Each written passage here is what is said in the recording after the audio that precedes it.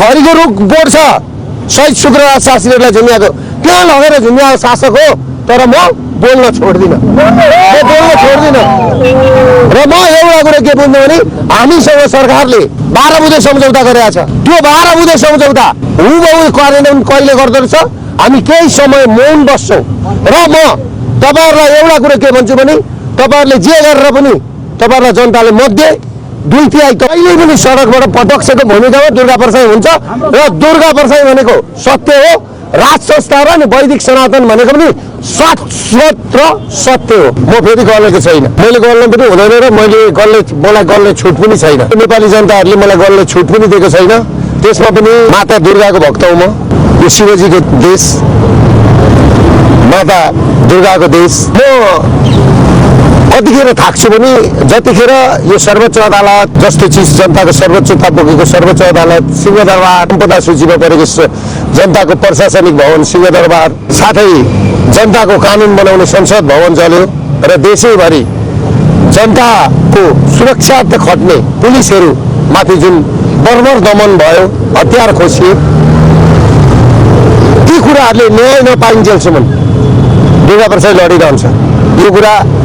हिजो राज्य सत्ता सञ्चालन गर्नेले बुझ्दा पनि हुन्छ र भोलि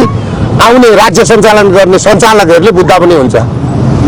यो कुरामा क्लियर हुँदा हुन्छ किनभने दुर्गा परसाई गल्दैन 1 करोड 89 लाखमा 1 करोड 5 लाख जनताले त भोटै दिएनन् नि त भोट दिएनन् 1 करोड 89 लाख थिए भोटर्स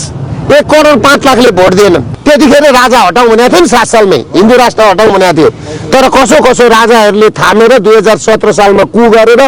2028 सालमा राजा महेन्द्रको रहस्यमय मृत्यु 2036 सालको जनमत-संग्रह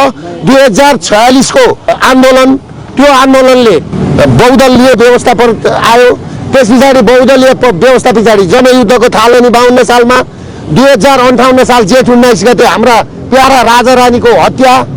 2062-63 मा विधिवत रूपमा राजालाई कसरी हटाइयो यहीका जनता उठाएर हटाइयो हैन हटाइयो नि भनेपछि 2072 को संविधान जारी यीका जनताले गरे हैन र गोविन्द केसीलाई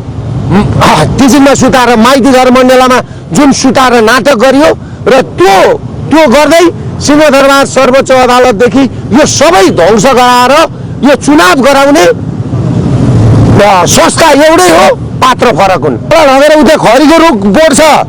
शहीद शुक्रबार शास्त्रीलाई झुन्ड्याएको त्यहाँ लगेर झुन्ड्याएको शासक हो तर म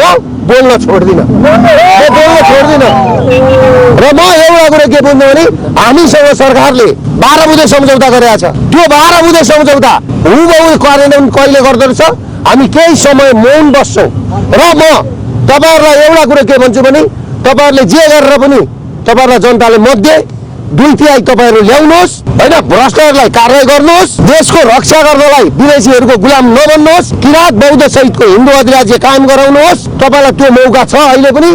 राज संस्था स्थापित गर्नुहोस् भन्छु म भ्रष्टहरूलाई कारबाही गर्नुहोस् म तपाईहरुलाई एउटा कुरा के भन्छु भने स्वास्थ्य शिक्षा निशुल्क हैन स्वास्थ्य शिक्षा किन्न सक्ने वातावरण बनाउनुहोस् सबैको तलब सबै नेपालीलाई किन्न सक्ने नेपालीका छोराछोरी नि मागी खानेका छोराछोरी होइनन् स्वास्थ्य शिक्षा फेरि चाहिँदैन नेपालीका छोराछोरीलाई स्वास्थ्य शिक्षा किन्ने हैसियतको व्यापार व्यवसाय चलाउने वातावरण बनाउनुहोस् र म तपाईहरुलाई के भन्छु भने